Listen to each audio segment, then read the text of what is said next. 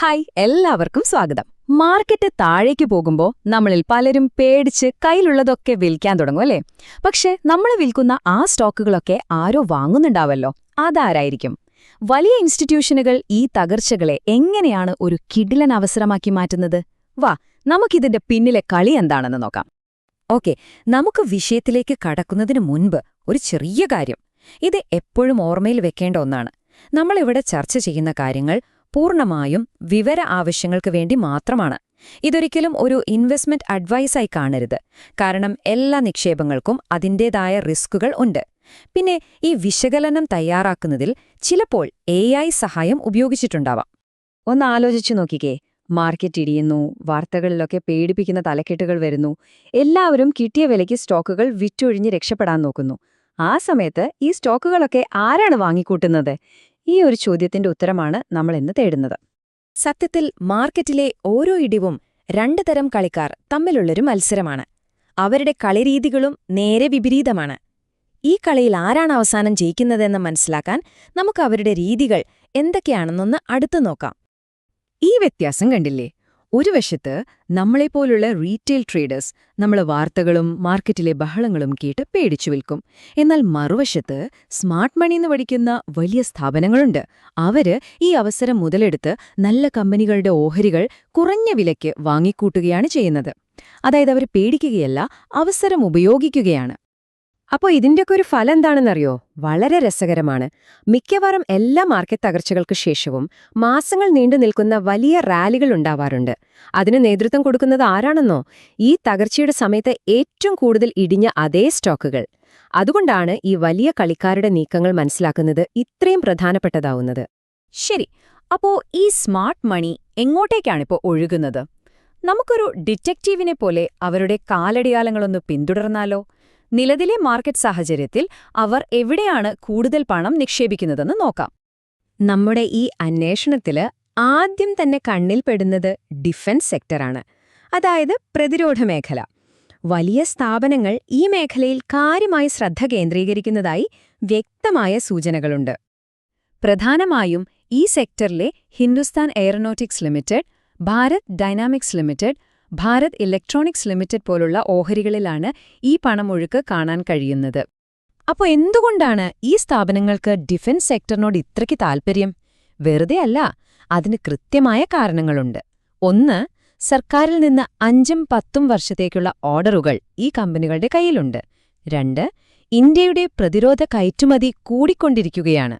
3, ഇവർക്ക് കടം കുറവാണ്, ലാഭം കൂടുതലുമാണ്. എല്ലാത്തിനും മുകളിൽ ഇത് സർക്കാർ ശക്തമായി പിന്തുണയ്ക്കുന്ന ഒരു തന്ത്രപ്രധാനമായ മേഖലയാണ്. ഡിഫൻസ് മാത്രമല്ല, സ്മാർട്ട് മണിക്ക് ഇഷ്ടപ്പെട്ട വേറൊരു മേഖല കൂടിയുണ്ട്. നമ്മുടെ രാജ്യത്തിന്റെ വളർച്ചയുടെ നട്ടെല്ലായ റെയിൽവേ സെക്ടർ. ഇവിടെ ശ്രദ്ധ നേടുന്നത് rail Vikas Nigam limited, Indian railway finance corporation, പിന്നെ നമുക്കെല്ലാവർക്കും അറിയാവുന്ന IRCTC പോലുള്ള ഓഹരികളാണ്. റെയിൽവേയെ ആകർഷകമാക്കുന്നത് അതിന്റെ ഭാവിയാണ്. റെയിൽവേയിൽ ഇപ്പോഴൊരു ഭീമൻ മുതൽമുടക്ക് നടന്നുകൊണ്ടിരിക്കുകയാണ്. 2030 വരെ നീളുന്ന ഇൻഫ്രാസ്ട്രക്ചർ വികസന പദ്ധതികൾ. ഇതെല്ലാം ഈ കമ്പനികൾക്ക് വരും വർഷങ്ങളിൽ സ്ഥിരമായ വരുമാനം ഉറപ്പു നൽകുന്നു.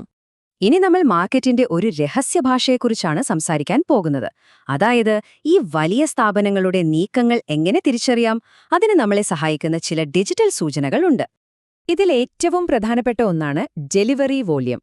എന്താണിത്?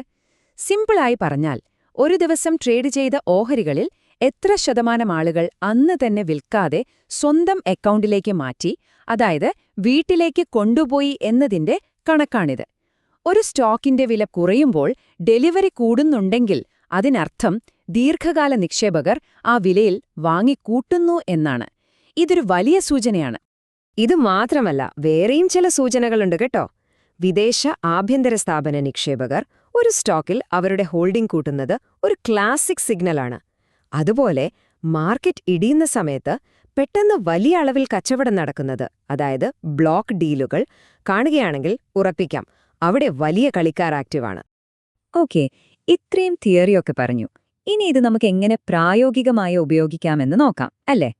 ഈ വാങ്ങിക്കൂട്ടൽ നിങ്ങൾക്ക് തന്നെ എങ്ങനെ തിരിച്ചറിയാം എന്നതിനൊരു ചെറിയ വഴികാട്ടി ഇതാ. 3 എളുപ്പ വഴികളുണ്ട്. ഒന്നാമത്തെ കാര്യം, ഡെലിവറി ഡാറ്റ നോക്കുക. വിലയിടിയുമ്പോൾ ഡെലിവറി പെർസെന്റേജ് കൂടുന്നുണ്ടോ എങ്കിൽ അതൊരു നല്ല സൂചനയാണ്. രണ്ടാമതായി, ഓപ്ഷൻസ് ഡാറ്റ ശ്രദ്ധിക്കാം. വില ഇനിയും ഒരുപാട് താഴേക്ക് പോകില്ല എന്ന് കൂടുതൽ ആളുകൾ വിശ്വസിച്ചു തുടങ്ങുമ്പോൾ മാർക്കറ്റിന് ഒരു താങ്ങ് കിട്ടാൻ സാധ്യതയുണ്ട്. മൂന്നാമത്തേതും ഏറ്റവും പ്രധാനപ്പെട്ടതുമായ കാര്യം ഷെയർ ഹോൾഡിംഗ് പാറ്റേൺ നോക്കുക. ഓരോ 3 മാസം കൂടുമ്പോഴും ഇത് പുറത്തുവരും. വലിയ സ്ഥാപനങ്ങളുടെ കയ്യിൽ ഓഹരി കൂടുകയും നമ്മളെപ്പോലുള്ള റീറ്റെയിൽ നിക്ഷേപകരുടെ കയ്യിൽ കുറയുകയും ചെയ്യുന്നുണ്ടെങ്കിൽ സംഭവം ക്ലിയറല്ലേ? അപ്പോ ഇത്രയും കാര്യങ്ങൾ വെച്ച് നോക്കുമ്പോൾ നമ്മളിപ്പോൾ കാണുന്നത് ഒരു വലിയ തകർച്ചയുടെ തുടക്കമാണോ അതോ വാങ്ങാനുള്ള ഒരു സുവർണാവസരമാണോ? കിട്ടിയ സൂചനകളെല്ലാം വെച്ച് നമുക്കൊരു നിഗമനത്തിലെത്താൻ ശ്രമിക്കാം. മാർക്കറ്റ് സാധാരണയായി ഒരു സൈക്കിൾ പോലെയാണ്.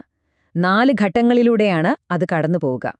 ആദ്യം പേടിച്ചുള്ള വിൽപ്പന, പിന്നെ സ്ഥാപനങ്ങളുടെ വാങ്ങിക്കൂട്ടൽ, അതിനുശേഷം മാർക്കറ്റ് ഒരിടത്ത് തന്നെ നിൽക്കുന്ന ഒരവസ്ഥ, ഒടുവിൽ ഒരു വലിയ മുന്നേറ്റം.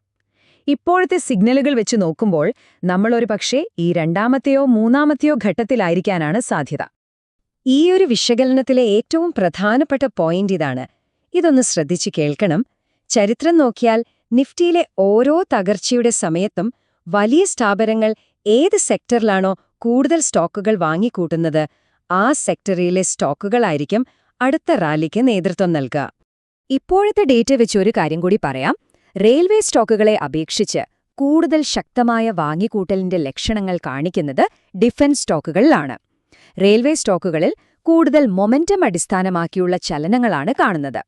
അപ്പോ പോകുന്നതിനു മുൻപ് ഒരു തവണ കൂടി ഓർമ്മിപ്പിക്കുന്നു. ഇത് മാർക്കറ്റിലെ ചില പാറ്റേണുകളെക്കുറിച്ചുള്ള ഒരു വിശകലനം മാത്രമാണ്. ഇതൊരു സാമ്പത്തിക ഉപദേശമായി എടുക്കരുത്. ഏതൊരു നിക്ഷേപ തീരുമാനമെടുക്കുന്നതിനു മുൻപും നിങ്ങൾ സ്വന്തമായി പഠിക്കുകയും വിശകലനം ചെയ്യുകയും വേണം. അപ്പോ അടുത്ത തവണ മാർക്കറ്റിൽ ഇങ്ങനൊരു പേടി പടരുന്നത് കാണുമ്പോൾ നിങ്ങൾ ഏതൊക്കെ സിഗ്നലുകൾക്കായിരിക്കും കാത്തിരിക്കുക? ഒന്ന് ചിന്തിച്ചു നോക്കൂ. അടുത്ത തവണ കാണാം.